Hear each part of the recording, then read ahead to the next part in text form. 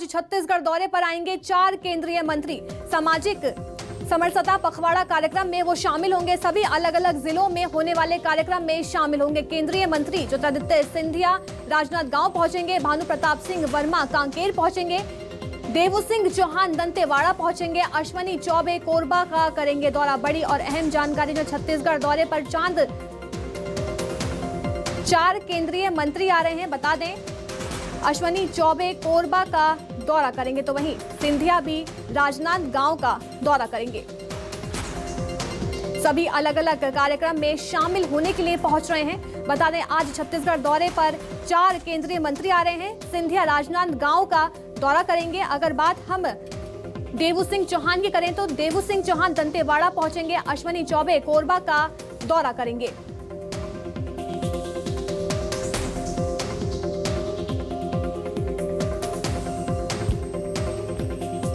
बड़ी और अहम जानकारी बता रहे हैं आपको इस समय, जहां आज छत्तीसगढ़ दौरे पर 4 केंद्रीय मंत्री आएंगे। बता दें, अलग अलग कार्यक्रम में चारों शामिल होंगे। अगर बात हम केंद्रीय मंत्री सिंधिया की करें तो राजनांदगांव पहुंचेंगे, भानु प्रताप सिंह वर्मा कांकेर पहुंचेंगे, देवू सिंह चौहान दंतेवाड़ा पहुंचेंगे और अश्वनी चौबे कोरबा का दौरा करेंगे।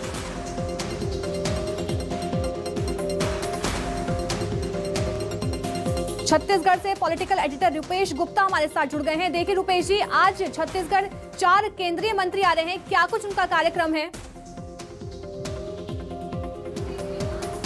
देखिए, प्रदेश में जो आकांक्षी जिले हैं, जो नक्सल प्रभावित जिले हैं, उसके विकास के लिए केंद्र सरकार ने एक खास प्रोत्साहन योजना बनाई हुई है और उस योजना के तहत राज्य सरकारों को फंड दिया जाता है और उसी की मॉनिटरिंग करने के लिए ये 4 नेता पहुंच रहे हैं छत्तीसगढ़। और ये सभी अलग अलग ज़िलों में रहेंगे और वहाँ पे देखेंगे कि जो आकांक्षी ज़िलों में शामिल होने के बाद जो यहाँ पे फंड भेजा गया था उसका कितना समुचित इस्तेमाल हुआ, किस तरह से योजनाएं चल रही हैं। क्योंकि इससे पहले ये होता आया है कि राज्य सरकारें अपनी रिपोर्ट भेजती रही हैं।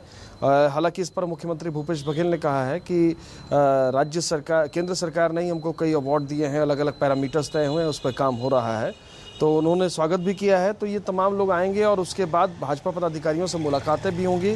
तो माना यह जा रहा है कि सियासत भी जम करके होगी, लेकिन अभी पहुंचेंगे और उसके बाद क्या कुछ बयान देते हैं ये देखना होगा। क्या कुछ पाते हैं, क्या उनको नज़र आता है, ये सारी चीज़ें फिलहाल देखने वाली होंगी। रुपेश जी, अगर 2023 विधानसभा चुनाव है तो चुनाव को देखते हुए इनका ये जो दौरा है वो कितना महत्वपूर्ण है?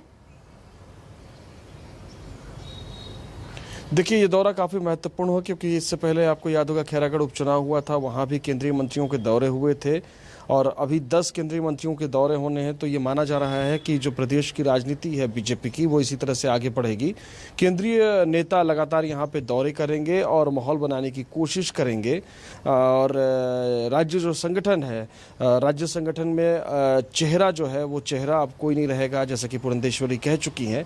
और ऐसी स्थिति में अब केंद्रीय नेताओं के जिम्मे छत्तीसगढ़ सौंपा जाएगा, क्योंकि 2023 में खैरागढ़ के उपचुनाव के नतीजों के बाद भाजपा का जो मनोबल बढ़ना चाहिए था वो नहीं बढ़ा, बल्कि फिर से गिर गया है। क्योंकि लगातार एक के बाद एक 4 उपचुनाव हुए, चारों में हार हुई। नगरीय निकाय चुनाव हुए, उसमें भी हार हुई। जो ग्राम स्तर के जो चुनाव होते हैं पंचायत के, उसमें भी हार हुई। तो मनोबल उस तरह से नहीं बढ़ा हुआ है। भाजपा को ये समझ में नहीं आ रहा है कि किस मुद्दे पर सरकार को घेरें, और जब सरकार को घेरने की कोशिश करती है तो भाजपा के साथ वो ताकत नज़र नहीं आती है। जो भी कार्यक्रम प्रदेश में हुए हैं पुरंदेश्वरी के निर्देश पे हुए हैं। राज्य सरकार, राज्य जो संगठन है उसका अपना कोई स्ट्रैटेजी अभी तक फिलहाल नज़र नहीं आया है, ना कोई एग्रेसिवनेस नज़र आया है। क्योंकि जिस तरह से भूपेश बघेल ने स्थानीयता के मुद्दे को अपनी राजनीति के केंद्र में रखा है, उसका फिलहाल बीजेपी के पास कोई काउंटर नहीं है। बीजेपी ज़रूर अब छत्तीसगढ़िया की बात करती है, लेकिन छत्तीसगढ़िया अस्मिता के साथ जोड़ने वाला उनके पास कोई नेता नहीं है।